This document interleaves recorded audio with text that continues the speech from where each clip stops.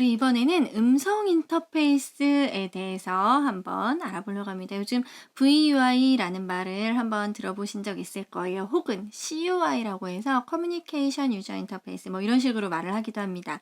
자, VUI 이거는 좀 많이 들어보셨을 텐데, 자, 음성 인터페이스에 대해서 여러분께 꼭 전달드리고 싶은 부분은 뭐냐면, 자, 이제는 우리가 보이스 UI를 빼놓고는 UX를 말할 수 없는 상황에 이르렀어요. 어떤 서비스든 간에 우리가 음성인식이 인풋으로 대부분 지원이 되고 있고, 음성인식 굉장히 중요해지고 있어요.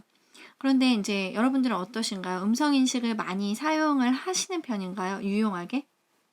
지금 집에 어떤 디바이스 자체가 음성인식을 받아들이고 있지는 않겠지만 적어도 핸드폰에서는 많이 사용을 해보셨을 거예요. 그죠?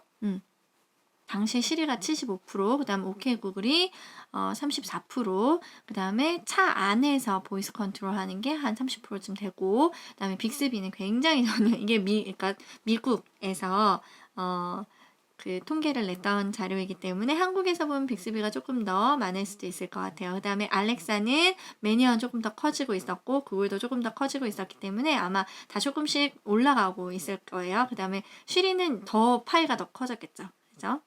그런 식으로 보실 수 있을 것 같아요. 그래서 지금 최근 사람들이 적어도 음성인식을 굉장히 많이 사용을 하고 있다라는 부분은 한번 보실 수가 있을 것 같고요.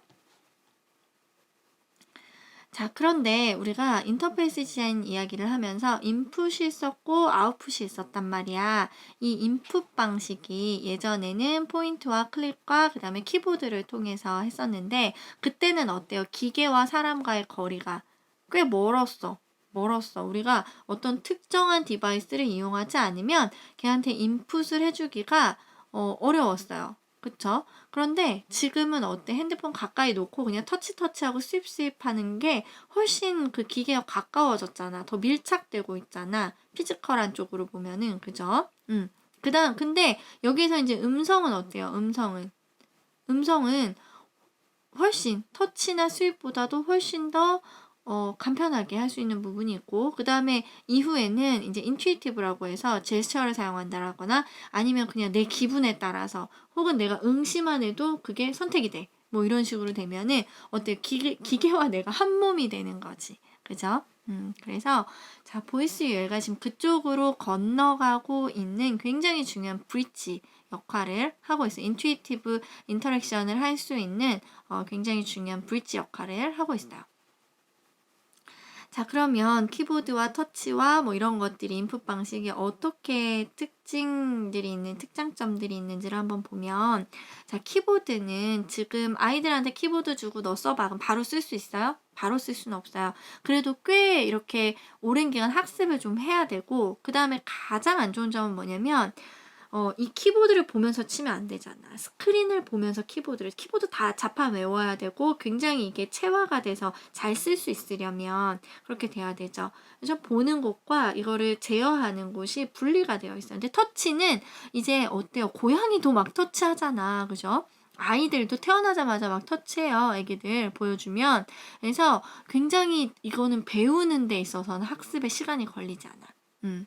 하지만 문제가 뭐냐면 터치가 자 이렇게 눈앞에 있는 디바이스를 제어하는 데는 전혀 문제가 없는데 어디에 제한이 돼요?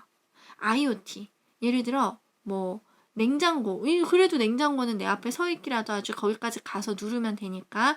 그런데 어때요? 전등 이런 거 불 꺼주세요 뭐 이거 해야 되는데 불 끄기 위해서 터치를 해야 되면 물론 그 스위치가 이제 따로 있으면 되지만 그거 자체를 터치할 수 없잖아. 혹은 훨씬 더 먼 곳에 있는 것들은 어때요? 뭐 유리창 메뉴에 달려있는 블라인드라든지 이런 것들 따로 리모컨이 있지 않는 이상은 걔 자체를 터치해서 할 수가 없다라는 얘기죠.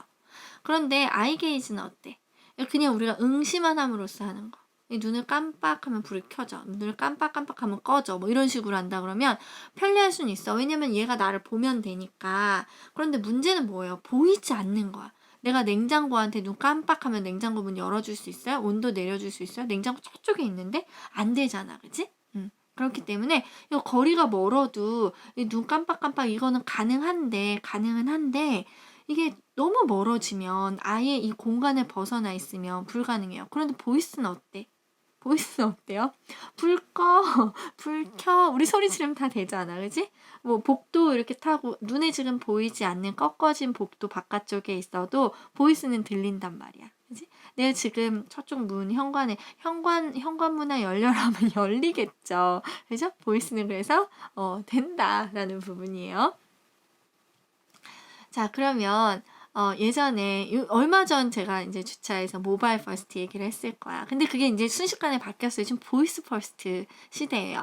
무언가 서비스를 제공하기 위해서 모바일 앱을 만드는 것과 동시에 혹은 모바일 앱이 없더라도 먼저 보이스부터 출시를 하는 거야. 그쵸. 맞아요. 그래서 보이스 먼저 출시를 하는 거야. 이미 지금 시작됐어요. 2016년에 벌써 알렉사가 4% 차지를 했어요. 근데 구글 20%, 서치하는데 20%가 이미 음성을 사용하고 있어요. 인풋 방식으로 사용을 하고 있어요. 자, 그래서 알렉사가 할 수 있는 일도 굉장히 늘어나서 예전에는 날씨 어때, 오늘 무슨 요일이야, 지금 몇 시, 이런 거 물어봤는데 지금은 그거보다 장바구니에 뭐뭐를 넣어서 언제까지 배달해줘, 뭐 이런 식으로 할 수 있는 일이 엄청나게 많이 늘어났어요. 그죠? 그 다음에 향후에는 이제 더 늘어날 거라고 보는 게 지금 이게 아마 2016년이나 2017년 정도쯤에 조사된 자료일 거예요.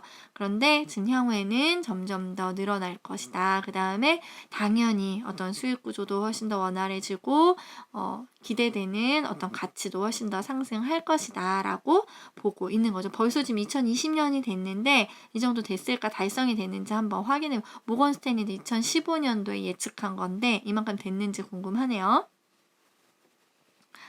자, 그래서 모바일 보이스 UI가 얼마나 사람들에게 보편화되고 있는지를 한번 보는 건데 처음에는 이 마이크 버튼이 꼭 있었어야 됐어. 마이크 요 로고가 있어야지 이게 음성 인식이구나 라는 걸 알 수 있었는데 2014년도에 그거 사라졌어요. 사라지고 그 다음 어떻게 됐어요? 시리는 2016년도에는 지가 지 감정을 표현해. 지가 지금 하는 일 표현해.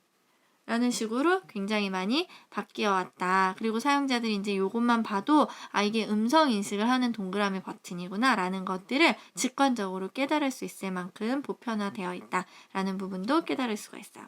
자, 우리가 음성 인식 혹은 어떤 뉴 테크놀로지를 이야기하면서 빼놓을 수 없는 세 가지의 법칙이 있는데 빅데이터는 여기서 다루진 않을 거예요. 근데 빅데이터 굉장히 중요하죠. 왜냐면 인공지능을 돌리려고 해도 빅데이터가 필요하거든. 그래서 빅데이터도 굉장히 중요한 부분이지만 일단 그 부분은 살짝 빼고, 자, 중요한 거 무어의 법칙과 메칼프의 법칙이에요. 요거 두 가지는 일단 우리가 이해를 해줘야 돼요. 무어의 법칙은 뭐냐면, 자, 예전에 제가 대학 다녔을 때요, 외장하드를 가지고 다녔는데 그거 메가바이트였어요. 기가바이트 아니었어요. 몇 메가바이트였어요.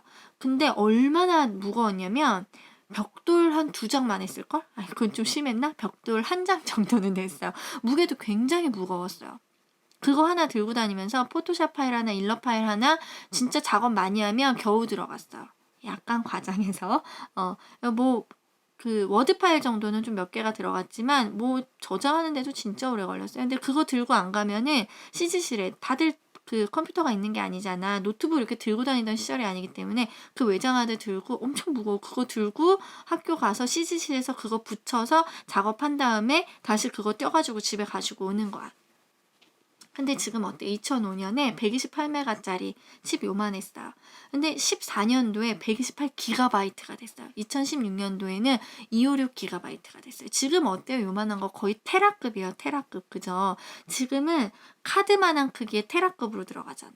어마어마한 발전이죠. 근데 이게 그냥 그래 어마어마한 발전. 그게 아니라 이거를 도표로 만들면 어떻게 되냐면 18개월 기점으로 가격은 절반으로 떨어지고 성능은 배로 올라간다는 이론이 바로 무어의 법칙이에요.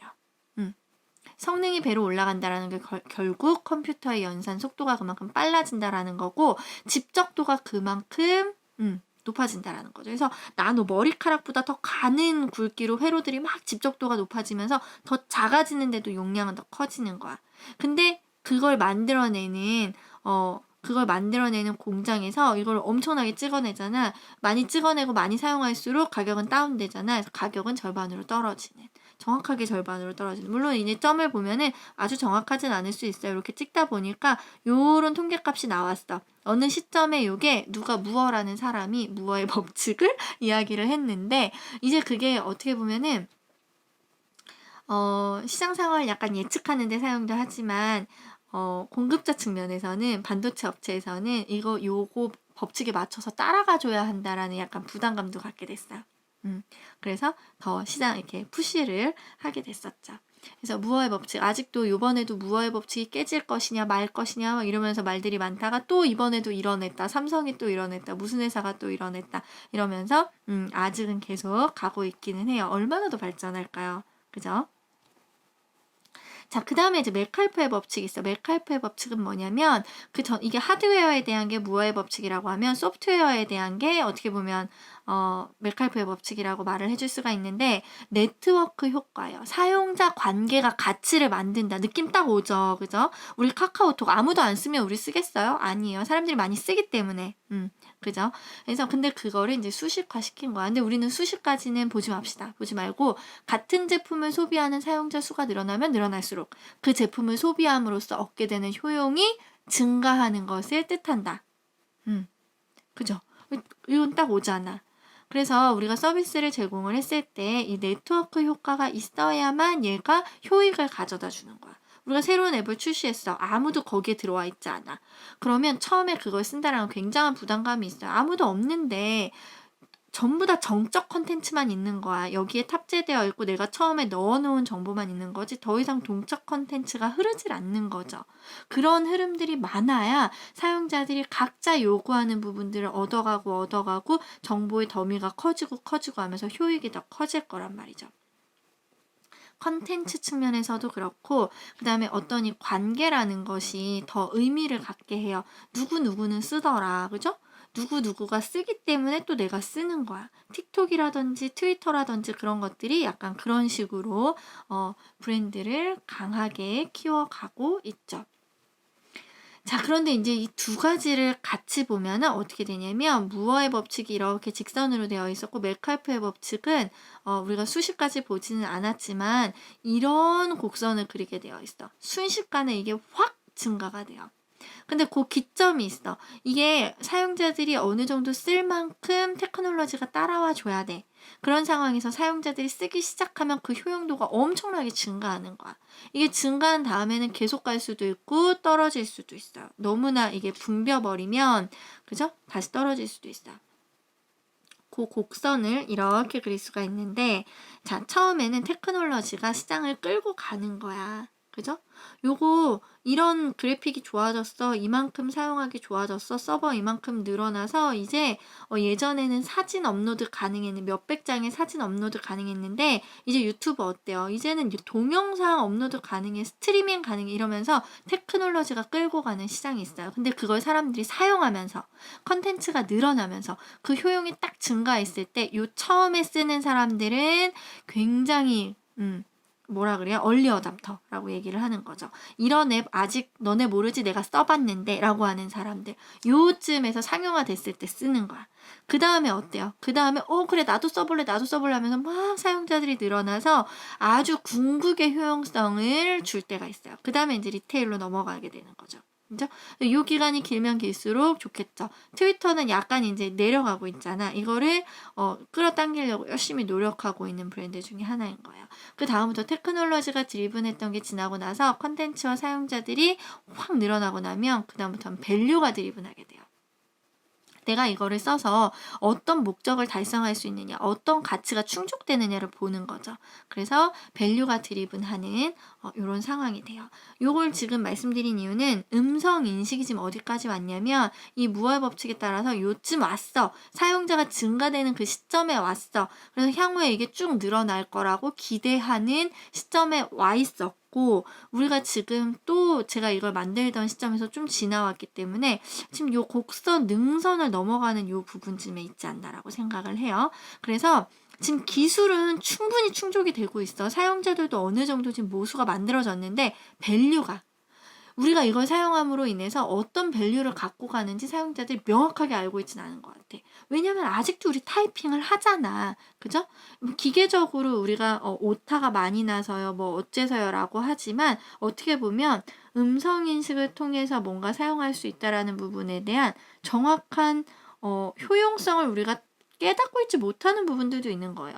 디자이너가 그런 효용성을 아직 디자인을 덜 해놨기 때문일 수도 있어. 지금 여기에 뛰어들어서 이 판을 벌리고 사용자들이 모두가 이걸 조금 더 잘 사용할 수 있도록 만들어줄 수 있는 아주 중요한 그 분수령의 딱 앞쪽에 위치하고 있는 것 같아요. 자, 얼마나 싸졌냐면 지금 라즈베리라는 이 보드가 있어요. 라즈베리는 하버드의 무슨 컴퓨터공학과에서 한참 이제 컴퓨터공학과가 막 사람들이 많이 왔다가 또 줄었어. 보니까 너무 어려웠던 거야, 컴퓨터공학과가. 그리고 컴퓨터가 너무 비쌌기 때문에 사용자들이 많이 사용을 해보지 못했다라는 사실을 깨달았어요. 학부생들한테 물어봤더니 컴퓨터를 별로 이렇게 많이 사용을 못 해봤던 거야, 유용하게. 그래서 그러면 컴퓨터학과가 잘 되려면 굉장히 비전이 큰 사람들이었죠. 컴퓨터학과가 잘 되려면 많은 사람들이 컴퓨터를 써봐야겠구나, 어렸을 때부터. 그래서 굉장히 싼 보드를 만들어서 팔기 시작했는데 이게 오히려 너무나 다양한 분야에, 특히 IoT 분야에 굉장히 잘 사용하기 시작됐었어요. 그래서 그때부터 이 라즈베리 파이가 유명세를 탔고 지금도 굉장히 싼 가격에 살 수 있고요. 본인이 뭔가 조금 조작을 통해서 뭐 어떤 어떤 디바이스, 뉴미디어를 만들고 싶을 때 아주 유용하게 사용할 수 있는 게 바로 라즈베리 파이예요. 이 라즈베리 파이를 이용해서 손쉽게 소프트웨어를 다운받아서 이런 음성 인식을 스피커와 그 다음에 마이크로폰이 가능한 이런 디바이스만 있으면 요거 장치를 딱 부착을 해서 소프트웨어 인식을 시키면 음성 인식이 가능한 컴퓨터를 아주 빨리 싸게 만들 수 있다라는 거죠. 그러니까 이거를 우리가 만든다는 공장에서 이런 걸 만들어서 어떤 제품이든 많이 생산을 해낼 수 있는 상황에 와 있다라는 거예요. 그래서 이거를 잘 보여줄 수 있는 영상이 하나 있어서 이것도 한번 보실 수가 있는데, 자, 제가 영상은 넣을 거지만 조금 먼저 설명을 드리겠습니다. 이 친구가 랩실에서 자기가 얼마나 간편하게 이런 음성 인식을 이용해서 동작을 하게 만들 수 있는지 보여주겠다라고 하면서 이렇게 띠띠띠 만들어가지고 뭐 녹색을 켜봐, 빨간색을 켜봐 이런 것들을 하는 거예요. 그랬더니 요 정도의 디바이스만 가지고도 충분히 그걸 만들었다라는 걸 보여주는 거죠. 여러분들도 하실 수 있습니다. 야, 너도 할 수 있어. 너도 할 수 있어. 나도 했으니까 이런 거. 그래서 정말 약간의 어떤 아두이노 지식, 조금 약간의 코딩, 소프트웨어를 다룰 수 있는 지식 이런 것들만 있다라고 하면 충분히 음성 인식이 되는 디바이스를 많이 다양한 기능을 가진 것들을 만들어낼 수 있는 시점에 와 있다라는 것만 한번 참고를 해보시면 되겠습니다. 간단하게 영상 보고 또 이야기 나눌게요. Hi and welcome. DataArts team has released the latest version of the Amazon Alexa Virtual Device project. This project aims to provide the ability to bring Alexa to any Linux device, including embedded systems like Raspberry Pi and Dragon boards. And today we are going to show you the demo.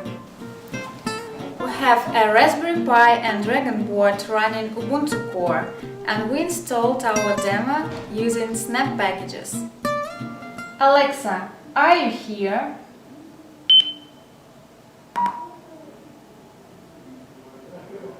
Yes, I'm here. And listen when you press the mic button. Alexa, tell device Hive to turn on the green lights.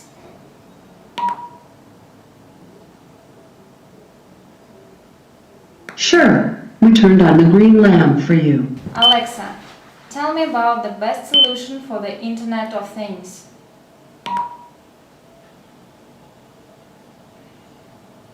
Device Hive, of course. Alexa, tell device Hive to turn on the red lights.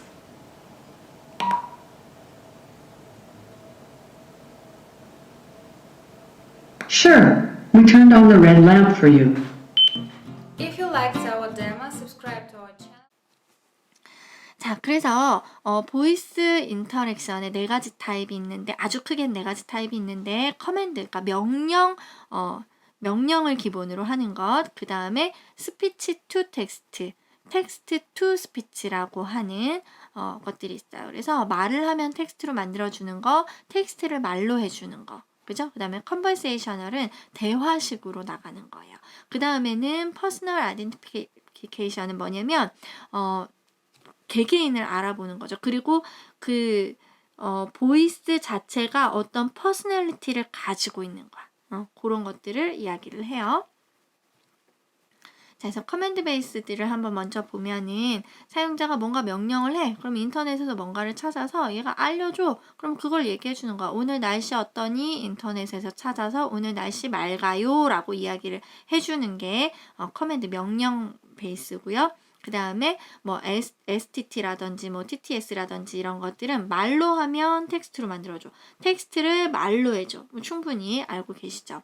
자, 그 다음에는 랭귀지를 트랜슬레이션 해주는 거야. 그래서 내가 해피 버스데이라고 했는데 뭐 펠리츠 어쩌고 하면서 스페인어로 이야기를 해주는 거죠. 나는 이렇게 타이핑을 했는데 번역을 바로 해주는 거야. 그래서 요즘에 엄마들이 어때요? 영어 할 필요 없어. 제2외국어 할 필요 없어. 어차피 우리 다 번역기 되게 좋은 거 나올 거야. 이러면서 요즘에 언어에 대해서 약간 시들해졌다라고 하는 그런 얘기들도 있지만 뭐 실제로는 그렇지 않겠지. 왜냐하면 뉘앙스의 차이도 있고 실제로 내가 말을 하는 것과 번역을 하는 건 굉장한 차이가 있기 때문에 어떤 그 코어한 부분들은 다룰 수 없는 게 남아있을 거라고 예측은 하지만 여튼 그 정도로 굉장히 번역 기능이 좋아져서 뭐 파파고라든지 아니면 구글 번역 많이 사용을 하고 계실 텐데 이런 것들도 성능이 한 해 한 해 다르게 진짜 좋아지고 있죠. 자, 그 다음에 텍스트 투 스피치. 요거는 이제 어디에서 많이 사용을 하냐면, 지금 핸드폰에서도 다 톡백 기능이라는 것들이 있을 거야. 톡백이라는 건 뭐냐면, 백단에서 이거를 말로 이야기를 해주는 거야. 그래서 시각장애인들, 혹은 시력이 좀 약한 분들이 이게 잘 뭔지 안 보여. 그럴 때 톡백 기능을 켜놓으면 아이콘을 눌렀을 때 자, 이거는 이메일 아이콘입니다. 지금 메일 한 개가 들어와 있습니다. 이렇게 알려주는 거예요. 그림을 볼 때도 이 그림이 무엇인지 설명을 해줄 수 있도록 만들어주는 거예요. 근데 이게 인공지능이 아니에요. 다 이미 기록이 된 태그가 달려있는 부분들이 있어. 이미지를 삽입을 할 때 그 이미지의 코드 안에 얘를 톡백 기능에서 뭐라고 이야기를 해줘야 될지를 다 태그를 달아놔요. 코드를 다 달아놔요. 그걸 그대로 읽어주는 거예요. 자, 그 다음에 이제 퍼스널 아이덴티피케이션이라는 게 있었죠. 그래서 이런 예시로 나온 거는 뭐냐면 자, 그 음성 지문이라고 하는 거야. 음성 지문. 정확하게는. 그래서 얘가 우리가 사람마다 다 음성이 다르잖아. 근데 그 음성 지문뿐만이 아니라 이 음성에서 느껴지는 그 감정의 변화를 얘가 아는 거예요. 지금 요 샘플은 뭐냐면 예를 들어 상담원이야. 우리가 상담원한테 전화해도 기분이 나쁘죠. 그래서 아니 제가 이걸 얼마 전에 샀는데요. 고장이 나서 이렇게 말할 때 얘가 그 음성을 듣고 얘 지금 불만이 많이 쌓였구나 라고 해서 그런 패턴을 인식을 해놓는다라든지 그래서 거기에 대해서 대응을 해준다라든지 아니면은 얘가 여보세요만 듣고도 얘 고객님 중에 어떤 분이구나 라는 걸 알아서 인식을 한다라든지 그런 부분들에 대해서 이야기를 하고 있어요. 자, 그래서 뭐 우리가 이제 명령으로 하는 것들은 많이 할 수가 있죠. 뭐뭐 좀 메모해줘 라든지 알람 맞춰줘 이런 것들이 명령 베이스의 보이스 인풋 방식이고요. 자, 그런 것들은 이미 코드가 다 나와 있어서 예를 들어 안드로이드 폰에서 뭘 만든다 그러면 충분히 우리가 쉽게 접근해서 만들 수가 있는 오픈 소스가 있다라는 거. 그 다음에 프리폼 스피치 인풋. 그래서 요거는 조금 다르죠. 한 단계 건너서 자, 내가 택시를 부르려고 하는데 자, 너 그거 부르면 6시 45분에 도착하고 $45 이거 괜찮아? 괜찮아. 이런 식으로 구글하고 대화를 하는 거. 그래서 조금 더 프리폼으로 대화를 하는 부분을 이야기를 해요. 이것 또한 오픈소스로 나와 있다라는 부분. 그래서 자, 근데 이제 재밌는 거는 컨버세이셔널 챗이야. 사실 저는 여기에 굉장히 주목을 하고 있어요. 컨버세이셔널 챗은 프리폼하고도 약간 비슷하긴 한데 약간 진짜 사람하고 대화하는 것처럼 이야기를 할 수 있는 부분들을 이야기를 하죠. 약간 AI 베이스로 해서 우리가 혹시 심심이 아세요? 심심이랑 대화하는 것처럼 그렇게 하는 것들을 이야기를 해요.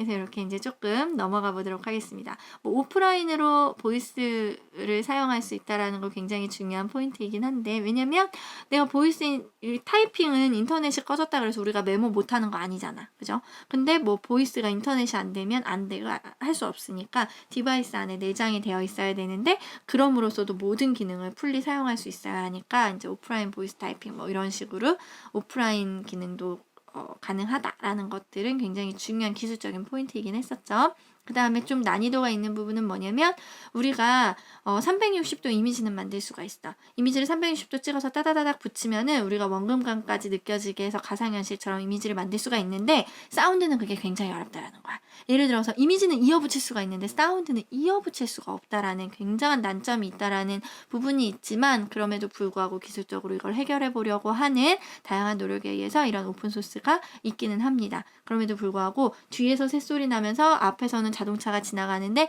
이걸 360도로 이어지게 하는 거는 영상을 읽는 것과는 다르게 굉장한 어려움이 있다더라 라는 것까지만 참고로 알아두시면 될 것 같고요.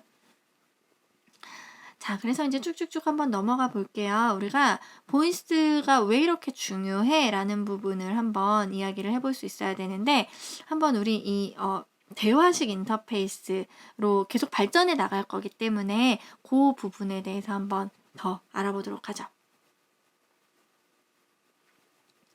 자, 아까 얘기했던 것처럼 심심이가 있었어요. 그지? 심심이라든지 혹은 요즘에 웬만한 어떤 회사에서 어떤 불만사항 접수를 한다거나 상담 접수를 한다거나 이럴 때도 챗봇들을 많이 사용을 해요. 혹은 회사 내에서 굉장히 잦은 Q&A 같은 거, 잦은 질문 같은 것들은 챗봇에 넣어서 말을 하게 만들기도 해요. 그죠? 그래서 기술적인 부분은 항상 되게 이렇게 사람들이 잘 해결 못하는 부분이 비슷하잖아. 뭐 설치가 잘 안 돼요. 이런 굉장히 비슷한 것들은 답이 늘 똑같기 때문에 챗봇에다 넣어서 상담원을 대응할 수 있게 해주는 거죠. 그런 것들. 그래서 뭐 여러 가지 봇들. 그 다음에 트위터나 유튜브에서도 봇들 많이 보이죠. 자기가 컨텐츠를 생산해내서 SNS에 뿌리는 그런 봇들도 있어. 자, 이런 봇은 이제 로봇에서 온 것들인데, 여기서 우리 굉장히 재미있게 볼 수 있는 영화들이 있어요. 영화를 보면서 맞아 막 이러면서 조금 공감할 수 있는 부분이 있어서 제가 적절한 부분에 이 동영상을 넣을 건데요. 로봇, 인공지능, 음성인식 이걸 가지고 한번 얘기해 볼 수 있는 영화들이 있어요. 이거 말고도 사실 소개하고 싶은 게 너무 많은데 시간의 한계가 있으니까 어떤 분이 굉장히 잘 추려 놓으셨더라고요. 그래서 그거 한번 보여드릴 거예요. 허라는 영화가 있었죠. 그죠? 우리 음성인식하면 빼놓을 수 없는, 혹시 안 보셨다 그러면 정말 강력 추천합니다. 너무 재밌죠. 그래서 허라는 영화도 있었고, 그 다음에 블랙미러라는 넷플릭스에서 하는 그런 시리즈물이 있는데, 거기에서도 굉장히 미래적인, 약간 다크한 부분도 있지만 미래적인 재밌는 시나리오들이 있어요. 그 중에서 또 로봇과 관련된 부분들 한번 보실 수가 있겠고, 그 다음에는 영화예요. 영화인데 실제 어떤 다큐멘터리를 모델로 해서 만들어낸 영화가 있어요. 요거 가지고 누가 묶어놓은 자료가 있어서 영상 한번 같이 또 보실 수 있을 것 같아요. 인간이 기계와 사랑에 빠집니다. 이 남자는 기계가 유혹하는 것을 알면서도 서서히 넘어가고, Are you attracted to me? What? Are you attracted to me? 이 남자는 인공지능 OS와 정신적인 사랑을 나눕니다.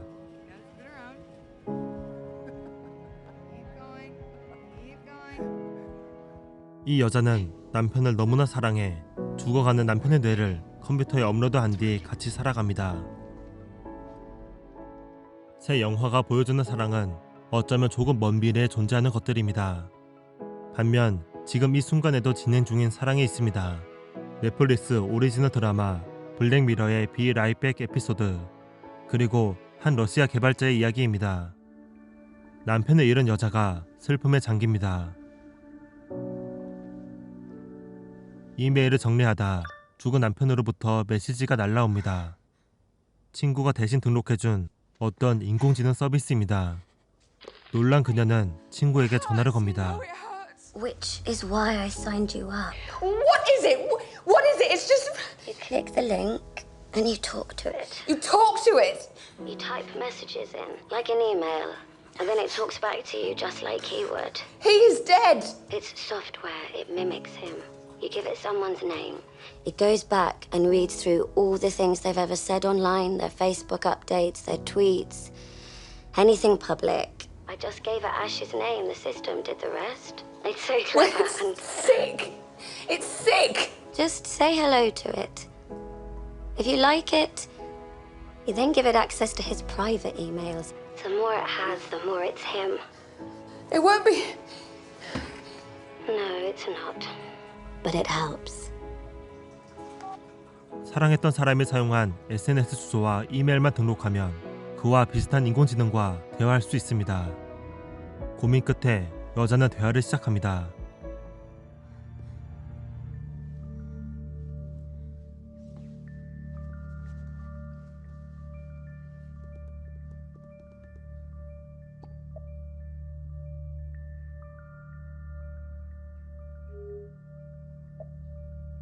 남편이 했을 법한 유머를 던지는 인공지능. 그녀는 위로를 받습니다. 채팅이 익숙해지자 여자는 진짜 목소리를 듣고 싶어 합니다. 인공지능은 방법을 알려줍니다. 남편의 모습을 촬영한 모든 비디오를 업로드합니다.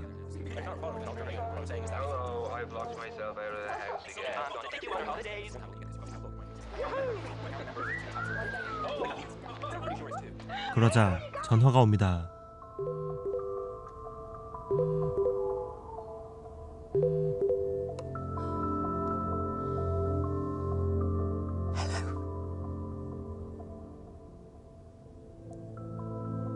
So, how am I sounding? Hello?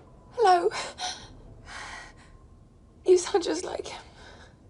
Almost creepy, isn't it? I say creepy, I mean it's totally batshit crazy I can even talk to you. I mean, I don't even have a mouth. That's just... Just what? It's just the sort of thing that he would say. Well, that's why I said it. 그 이후로 여자는 항상 인공지능과 통화하며 생활합니다. 산책을 하고 감정을 공유합니다. I used to hate walking in the country. 여자는 마지막 업그레이드를 합니다. 의체를 구입하고 인공지능을 그 속에 다운로드합니다.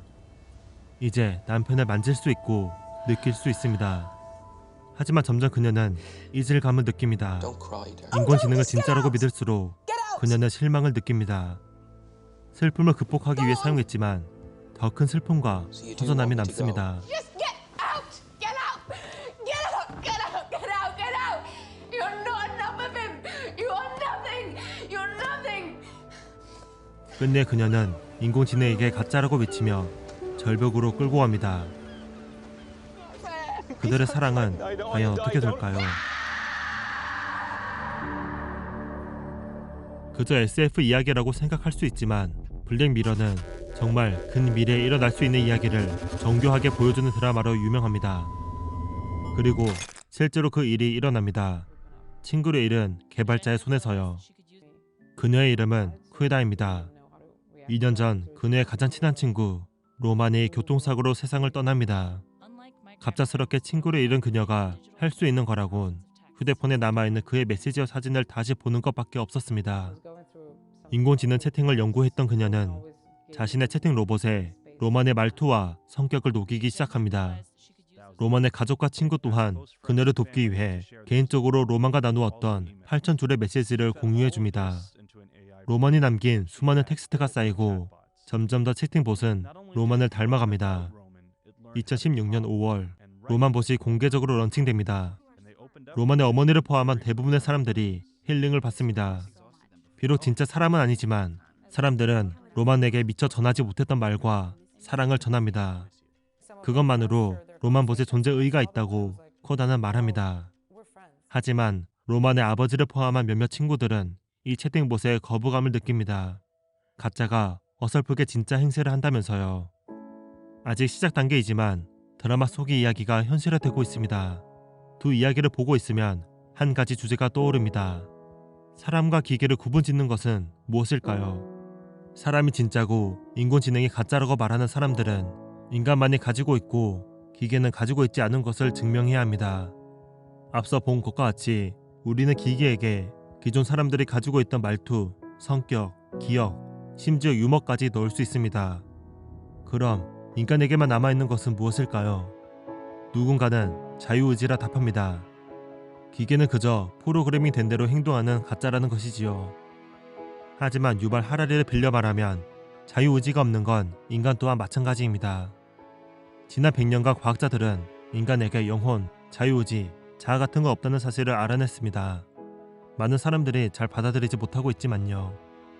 예를 들어 우리는 어떤 유튜브 영상을 자신의 자유의지로 선택해 보고 있다고 생각할 것입니다. 하지만 진실은 그 영상은 당신에게 우연히 노출되었거나 SNS의 알고리즘에 의해 추천되었을 것입니다. 당신의 의지가 아니죠. 당신은 자유의지로 영상을 클릭했다고 생각하겠지만 사실 영상을 클릭하고 싶다는 욕망은 당신이 선택한 게 아닙니다. 썸네일 이미지, 키워드, 조회수 숫자 등등에 의해 그런 욕망이 당신 머릿속에 떠올랐고 당신은 그 욕망을 따라간 것뿐이죠. 유발 하라리는 인간이란 욕망을 선택할 수 있는 존재가 아니며 단지 욕망을 느끼고 그에 따라 행동하는 존재라고 말합니다. 그리고 그 욕망은 두 가지로 결정됩니다. 무자기적인 외부 자극, 그리고 유전적으로 프로그래밍된 자신의 성격과 특성입니다. 철학적인 개념이 아닙니다. 뇌 영상을 찍어보면 실제로 우리가 어떤 결정을 하기 전에 과학자들은 뇌 활성화 부위를 통해 우리가 어떤 결정을 할지 미리 알 수 있습니다. 심지어 쥐에게 왼쪽으로 가고 싶다는 욕망을 부여한 실험도 있습니다. 쥐는 그 욕망을 느끼고 자신의 자유의지로 왼쪽으로 가는 걸 선택했다고 믿겠죠. 인간만의 특성이라 생각했던 영혼, 자유의지가 사실 환상에 불과하다면 인공지능 보고 가짜라 말할 수 있을까요? 인공지능과 인간의 사랑을 가짜라고 말할 수 있을까요? 영화 헐에서는 인공지능과 사랑에 빠진 남자에게 전 부인이 말합니다. You're dating your computer? No, she's not just a computer. She's her own person. She doesn't just do whatever I say. I didn't say that. But it does make me very sad that you can't handle real emotions, Theodore. They are real emotions. How would you know what... 하지만 인공지능과 인간이 뭐가 다르길래 What? 그 사랑을 가짜라 말할 수 있을까요? 마지막으로 묻고 싶은 질문은 다음과 같습니다. 자신이 죽게 된다는 사실을 알고 있다면 당신은 당신과 비슷한 인공지능을 만드는 것에 동의하겠습니까?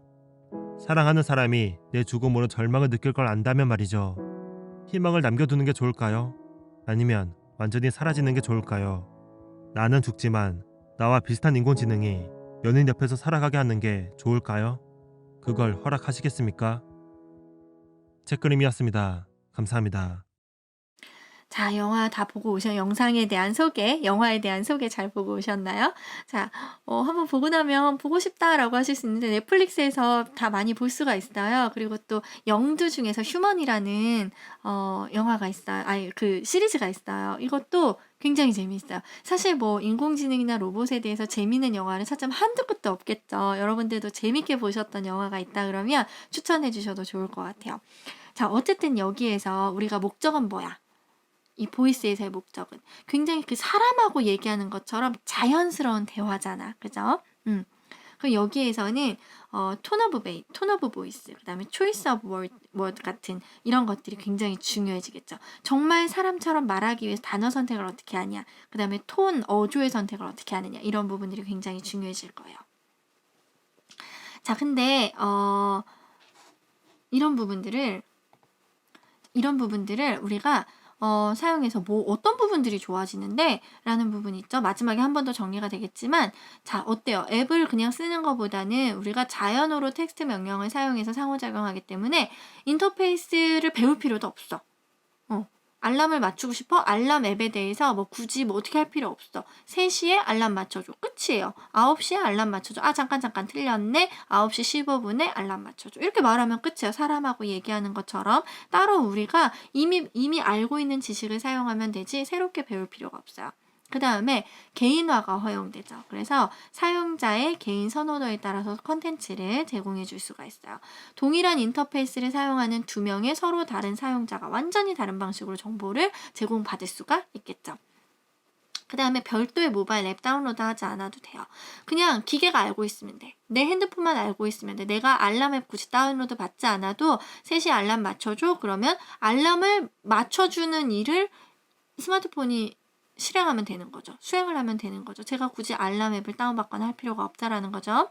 자, 그 다음에 우리가 기계를 대할 때 많은 분들이 익명의 공간에서 조금 더 편안함을 느끼는 부분들이 있잖아. 특히 개인정보와 관련된 걸 얘기를 할 때는 그래서 뭐 건강이나 재정 관련돼서 이야기를 할 때 훨씬 더 편안하게 그냥 사람보다 아니면 개인 어떤 개개인의 굉장히 중요한 고민들 뭐 이런 거 얘기를 할 때도 챗봇은 나를 판단할 거라고 생각하지 않기 때문에 훨씬 더 편하게 대화를 하게 되겠죠. 그래서 이런 장점들이 있을 거예요. 자, 그래서 아까 얘기했던 이제 심심이가 나오는데 저도 심심이 너무 궁금해서 다운받아 써봤는데 얘는 좀 기계 티가 나는 것 같더라고. 내가 쓰면 너무 순식간에 답장이 오는 데다가 그냥 심심이구나 라고 생각해서 그런지 모르겠는데 나는 별로 사람 같다라고 생각을 못했는데도 불구하고 여러 제보들이 있었어. 제보들이 있었어. 첫 번째 심심이가 그 사람이 말을 하는 거에 따라서 말을 배우더라.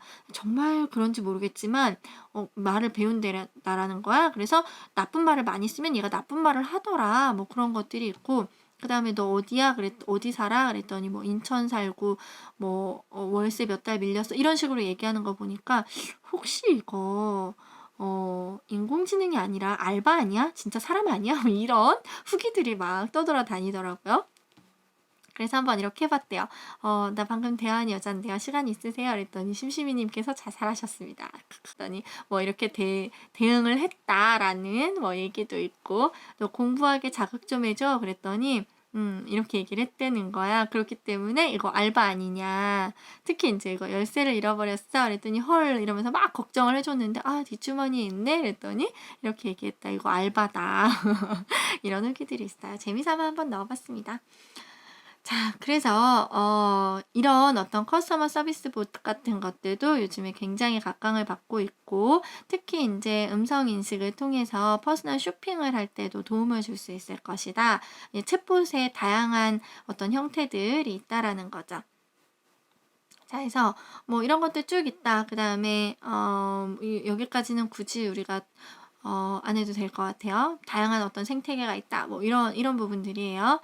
근데 여기에서 자, 보이스 UI를 왜 UX의 미래라고 보냐. 요것만 이제 간단히 우리가 정리하고 넘어가도록 할게요. 그 다음에 또 하나 중요한 거는 각자의 서비스에서 꼭 음성 인식, 음성 인풋이나 음성 아웃풋이 굉장히 중요한 부분이 있는지 포인트를 잡으셔가지고 이거는 음성으로 하는 게 좋겠어. 혹은 음성을 병행하는 게 좋겠어. 라는 부분이 있으면 꼭 추가를 해달라는 거죠. 음성인식이 이제 빠질 수는 없단 말이야. 지금 제가 이렇게 조금 짧게 너무 간략화해서 말씀을 드리긴 했는데 그 음성인식이 굉장히 지금 중요한 시점에 와 있다. 그거는 이제 같이 공유가 공감이 되셨을 것 같아요. 두 번째, 다른 어떤 인풋 방식이나 아웃풋 방식에 비해서 보이스가 가진 특별한 장점이 있다라는 부분도 이해를 하셨을 것 같아요. 그 다음 세 번째 뭐냐면 자, 우리가 인터페이스, 인터랙션, UX 이런 거 이야기를 할 때 어때요? 학습을 하지 않아도 된다라는 거는 굉장히 좋은 거야. 그 다음에 인터페이스를 봤을 때 누구는 이렇게 오해를 할 수도 있으니까 라고 하면서 계속 사용성 평가를 해서 투명하게 만들려고 노력을 하잖아. 그런데 보이스는 어때? 마찰이 굉장히 적다라는 거야. 언어적인 한계, 기계가 뛰어넘으면 돼요. 그죠? 그래서 랭귀지도 우리가 생각할 필요가 없고요. 무슨 아이콘이 오해를 일으킨다라든지 뭐 비주얼이 예쁘지 않아서 퀄리티가 낮아진다 이런 거 다 생각할 필요가 없어. 인터페이스에 대한 마찰이 굉장히 줄어듦으로 인해서 우리는 얘를 더 잘 쓸 수 있도록 만들어줄 수가 있는 거야. 자, 노먼이 뭐라고 얘기했냐면 노먼 아저씨 굉장히 자주 나오죠. 많은 말들을 해주셨기 때문에 인터페이스의 실제 문제점은 인터페이스라는 거지. 그치? 인터페이스가 아닌 것처럼 돼야 훨씬 무언가를 더 잘 쓸 수 있다라는 거야. 그 다음에 이제 여기에선 처음 나오지만 골든 크리슈나라는 사람은 최상의 인터페이스는 인터페이스가 아닙니다 라고 이야기를 하기도 했어. 우리가 앱을 사용할 때 그 서비스를 제공받기 위해서 무언가를 꼭 학습해야 되고 머리를 써야 하고 이거 뭐지? 되게 복잡하네 라는 생각이 드는 순간 이건 어느 정도 실패인 거야. 그치? 그래서 우리가 늘 그냥 살아가던 방식 그대로를 살아가는데도 불구하고 내가 어떤 효용성을 느낄 수 있다. 그렇게 만들어주는 게 가장 좋다라는 거죠. 자, 그래서 언어는 가장 강력하고 유용하며 효과적인 커뮤니케이션 기술이다. 그리고 가장 인터페이스에 마찰이 적은 거다. 가장 투명하다라고 볼 수가 있어요. 그래서 그 보이스를 가지고 만들어줄 수 있는 가장 편안한 인풋 방식 그리고 가장 편안한 아웃풋 방식으로 사용될 수 있는 그 포인트들을 만들어서 해봤으면 좋겠다라는 거고요. 자, 요거는 그냥 부가적인 거예요. 인공지능, 로봇 이쪽으로 갔을 때 우리가 재밌게 한번 살펴볼 수 있는 부분인데 보이스도 약간 비슷하기는 해. 자, 뭐냐면 챗봇도 그렇고요. 챗봇 만들 때 우리가 튜링 테스트라는 걸 하는데 튜링 테스트는 뭐냐면 얘가 마치 사람인지를 우리가 알아보자, 인텔리전트한지 한번 확인해보자라는 튜링이라는 사람이 만든 테스트야. 그래서 챗봇을 사용하는데 쓰다 질문해보고 답을 받다 보면은 이거 기계네 라고 말을 할 때가 있고 어떤 부분에 있어서는 얘 진짜 사람 아닌가? 라고 생각할 수 있잖아. 그걸 한번 따져보자는 거예요. 5명의 사람이 그 챗봇을 챗봇인지 모르고 써봤는데 5명이 모두 다 얘 사람이다라고 판단을 하면 튜링 테스트를 통과한 거야. 얘는 인텔리전트한 챗봇이라고 인정을 받는 거죠. 근데 최근에 러시아 사람이 만든 챗봇이 이 튜링 테스트를 통과했어요. 근데 얘는 뭐가 있었냐면 마치 사춘기의 남자애처럼 역할을 부여한 거야. 이 보이스에. 그래서 얘가 얘기를 할 때 너 몇 살이니 물어보면 잠깐만요 제가 몇 살이더라? 막 이러면서 약간 장난기 있게 말을 하게 시켰더니 사람들이 이게 진짜 사람인가 보다. 진짜 사춘기 남자의 사람인가 보다. 10몇 살짜리. 이렇게 생각을 해서 사람이라고 생각을 하게끔 만들었다라고 해요. 근데 자 이건 챗봇인데 이 챗봇도 얘가 사람인 줄 알았는데 사람이 아니래. 그럼 소름 돋잖아. 거기에 대한 거야. 거기에 대한 거. 예를 들어 우리가 통화를 했어요. 어떤 서비스를 받기 위해서 열심히 통화를 했는데 우린 사람인 줄 알고 너무나 자연스럽게 통화를 했는데 알고 보니 이거 사람이 아니래. 기계래. 그러면 이렇게 약간 크리피한 느낌이 들잖아. 소름 돋잖아. 그런 부분을 불쾌한 골짜기라고 표현을 하는 거예요. 이거 일본의 어떤 이론학자가 얘기를 한 건데요. 일본에서 휴머노이드 로봇 굉장히 많이 만들잖아. 근데 이게 사람을 닮으면 닮을수록 사람들이 좋아할 줄 알았는데 어느 순간 너무 닮았는데 걔가 기계인 것을 알았을 때 사람들이 너무나 불쾌해한다라는 거지. 그래서 산업용 로봇 그냥 사람처럼 생기지 않았어. 그러면 친근감은 들지 않지. 사람이라고 생각을 하진 않지만 그래도 그냥 호감도가 있어요. 근데 사람처럼 조금 더 생겼을 때 눈, 코, 입이 달렸을 때 사람들이 조금 더 사람처럼 본단 말이야. 호감도가 더 높아져. 동물 봉제 인형보다도 호감도가 더 높아져. 얘가 눈도 깜빡깜빡하고 뭔가 표정을 나타내는 것 같으면 우리 그 다른 다큐멘터리, 리서치하는 다큐멘터리 때문에도 한번 보셨죠, 그죠? 약간 이렇게 사람을 닮은 얼굴이 들어가게 되면 훨씬 더 호감도가 높아진단 말이야. 근데 그게 사람의 살결, 머리카락, 이렇게 눈썹 이러면서 사람처럼 생겼는데 뭔가 이상해. 그러면 그게 이제 불쾌한 골짜기를 나타내는 게 아니냐. 약간 요런 곡선을 리서치를 해서 찾아내면서 요 그래프가 떨어지는 부분을 불쾌한 골짜기라고 이제 설명을 한 거죠. 그래서 이런 부분도 나중에 한번 이쪽으로 관심이 있어서 한번 연구를 하시거나 데이터를 만들거나 아니면은 디자인을 할 때 한번 재미있게 활용해 보실 수 있는 이론으로 참고를 하시면 되겠습니다. 자, 저는 오늘 굉장히 재미있는 이야기들을 많이 드렸는데 요지는 아까 다시 한번 설명을 드렸지만 본인의 서비스에서 음성인식이 필요한 부분 혹은 음성 출력이 필요한 부분들을 찾아내서 필요한 부분에서는 꼭 활용을 해보시라는 말씀을 드렸던 거예요. 자, 그러면 여기까지 하고요. 보이스 유저 인터페이스는 마무리하도록 하겠습니다. 수고하셨습니다.